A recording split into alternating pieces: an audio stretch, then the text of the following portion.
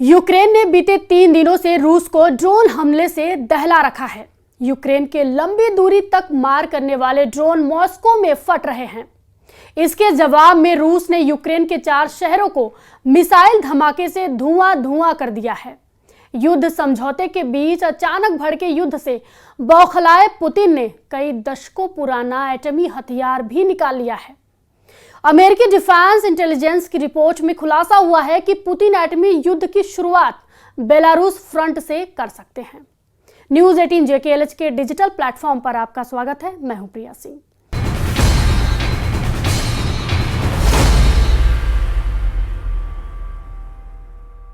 Ukraine ने रूस को दहला दिया। बम धमाकों से, मिसाइलों से, बौछार से, फाइटर ड्रोन के तूफानी हमलों से रूस में भारी तबाही मची है। रूस के एयर डिफेंस सिस्टम की चूल्हे यूक्रेन ने हिला दी है। गुजरे 3 दिन से युद्ध भीषण होता जा रहा है। जेलेंस्की के हाईटेक आर्मी युद्ध में हावी होती जा रही है। पुतिन के लिए अब टेंशन को संभाल पाना मुश्किल हो रहा है। यूक्रेन ने रूस पर सबसे जोरदार प्रहार शुरू कर दिया है।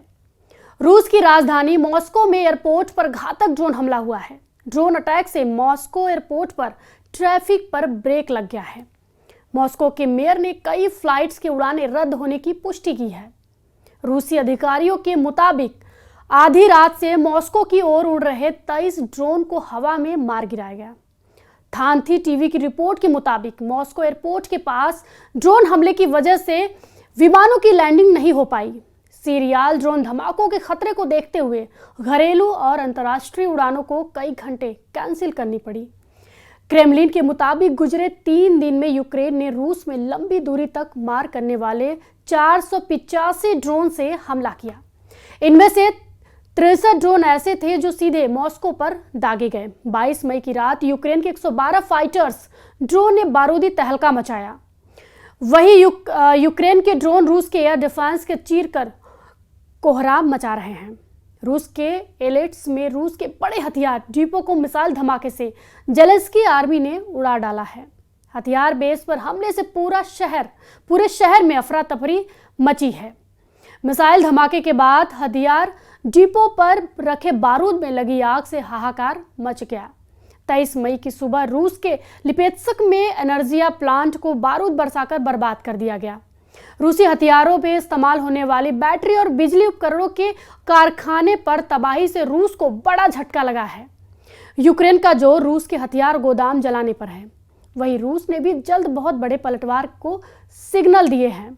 प्रेसिडेंट पुतिन ने रूस और यूक्रेन के बीच बफर जोन बनाने का ऐलान किया है। Говорил, что было принято решение о создании необходимой буферной зоны безопасности вдоль границ. Наши вооруженные силы сейчас эту задачу решают. Активно подавляются огневые точки противника. इसके साथ ही यूक्रेन के हमले के जवाब में रूस ने भी ड्रोन अटैक किया है। रूस के ड्रोन धमाके यूक्रेन के ओदेसा, चेनर्तिस्क, पोल्टावा और इवानो फ्रैंकवस्क हुए हैं। 3 दिनों से युद्ध का रुख जैसे पलटा है, उससे साफ हो गया है कि ट्रंप की शांति वार्ता की सारी कोशिशें बेमानी हो चुकी हैं, यानी नाकाम हो चुकी हैं। यूक्रेन रूस के बीच कैदियों की अदला बदली को लेकर किए ट्रंप के दावे की भी जेलेंस्की ने हवा निकाल दी है। ट्रंप ने शुक्रवार को घोषणा की थी कि कैदियों की अदला बदली पूरी हो चुकी है। दोनों देशों को बधाई। लेकिन कीव पोस्ट की रिपोर्ट में दावा किया गया है कि बॉर्डर पर अब भी बंदियों की अदला बदली पूरी नहीं हुई है। तुर्की के इस्तांबुल में हुई बातचीत में दोनों देश 1000 कैदियों की अदला बदली के लिए राजी हुए थे। यूक्रेन ने रूस को 1000 बंदियों की लिस्ट भी दे रखी है, मगर अब तक ये वादा पूरा नहीं हुआ है। इसकी वजह कुर्स्क रीजन में रूस को पेश आ रही मुश्किलें हैं। प्रेसिडेंट पुतिन ने माना कि कुर्स्क से यूक्रेन को खदेड़ने के बाद हालात रूस के हाथ में नहीं है। Противник превратил практически в крепости, и при их освобождении этим зданиям, сооружениям нанесен серьезный ущерб. И, конечно, попросил Алексеевича самым внимательным образом все проанализировать и сделать просто отдельную программу. अब पुतिन ने कुर्स्क का दौरा कर जीत का दम भरा, लेकिन जेलेंस्की ने पुतिन के दावे के खारिज करने में देरी नहीं लगाई। जेलेंस्की ने ऐलान किया कि यूक्रेन फोर्सेस कुर्स्क के मोर्चे पर डटी हुई है। Виводити наші війська з наших територій ніхто не буде. Це конституційний обов'язок мій, це обов'язок наших військових захищати суверенітет і територіальну цілісність України. Так, зараз тимчасово окуповані є території через агресію такої великої країни. Це зрозуміло. Але ніяких ультиматумів і ніхто здавати свою землю, свої території, своїх людей, свої домівки. रूस यूक्रेन के युद्ध को नई धार 19 मई की ट्रंप जेलेंस्की की फोन कॉल के बाद से मिली है। डोनाल्ड ट्रंप के साथ जेलेंस्की ने उस दिन 2 बार फोन कॉल पर बात की।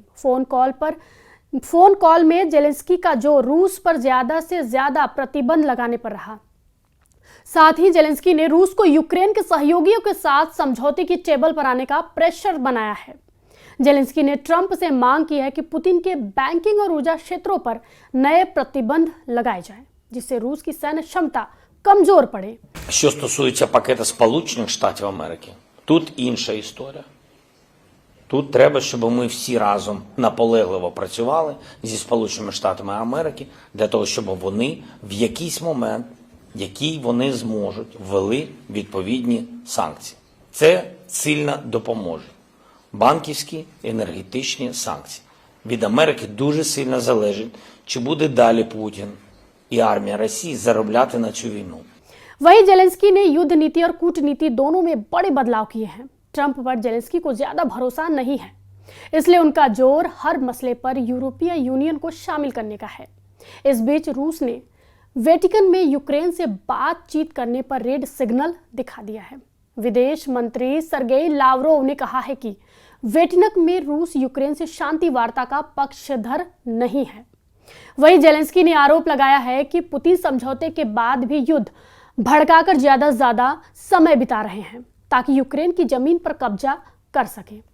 यूक्रेन के वॉर प्लान को लेकर अमेरिकी एजेंसी ने भी खौफनाक अपडेट दिए हैं। इसके साथ ही अमेरिका की डिफेंस इंटेलिजेंस एजेंसी ने एक डिक्लासिफाइड खुफिया रिपोर्ट में दावा किया है कि रूस सीक्रेट तरीके से अपने परमाणु हथियारों का जखीरा बढ़ा रहा है। डीआईए की रिपोर्ट में कहा गया है कि रूस ने एक नई हवा से हवा में मार करने वाली परमाणु मिसाइल को तैनात किया है। पुतिन ने दशकों बाद ऐसे न्यूक्लियर हथियार को निकाला है जो महाविनाशक है। हालांकि रिपोर्ट में एटमी मिसाइल का नाम उजागर नहीं किया गया है। पुतिन की एटमी मिसाइल R-37M मिसाइल का न्यूक्लियर वर्जन हो सकती है, जिसे नाटो फोर्सेस AA-13 कोडनेम देती है।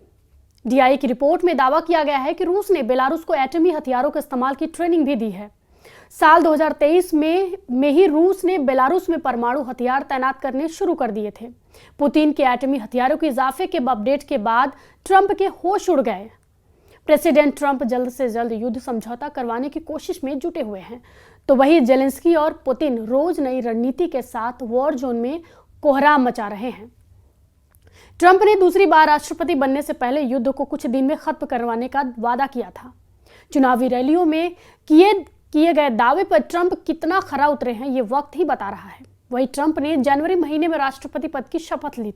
उसके बाद करीब 5 महीने का वक्त गुजर चुका है। इस बीच कई बार ट्रंप ने अपना स्टैंड बदला, कई बार पुतिन की खींच को जेलेंस्की पर निकाल चुके हैं। प्रेसिडेंट पुतिन ने ट्रंप से अपनी हर शर्त मनवा ली, मगर युद्ध का अंत अब तक नहीं हो पाया है। यही वजह है कि पुतिन ने सबसे विनाशकारी हथियारों के प्रोडक्शन में तूफानी तेजी ला दी है। पुतिन जानते हैं कि आज नहीं कल उन्हें यूरोप के देशों से टकराना पड़ सकता है। ऐसे युद्ध में जीत की गारंटी सिर्फ एटम बम होंगे, क्योंकि रूस ने यूरोप पर हमला किया तो अमेरिका भी युद्ध से दूर नहीं रह पाएगा। अमेरिका को यूरोप में रखे अपने एटमी हथियारों को भी बचाना मजबूरी हो जाएगी। यूक्रेन से युद्ध में सारी बाजी पुतिन के हाथ है। वो जिस तरह चाह रहे हैं कि सारे मोहरे वैसे ही फिट हो रहे हैं, जेलेंस्की को ये बात समझ आ चुकी है। इसलिए उन्होंने सुपर पावर की जगह यूरोपीय यूनियन के साथ मिलकर पुतिन की घेरेबंदी शुरू कर दी है। यानी युद्ध का असली त्रासदी देखना अभी भी बाकी है। इस वीडियो पर आपकी क्या प्रतिक्रिया है, आपकी क्या राय है, हमें कमेंट बॉक्स में जरूर बताएं और फॉलो कीजिए न्यूज़ 18 जम्मू कश्मीर, लद्दाख और हिमाचल।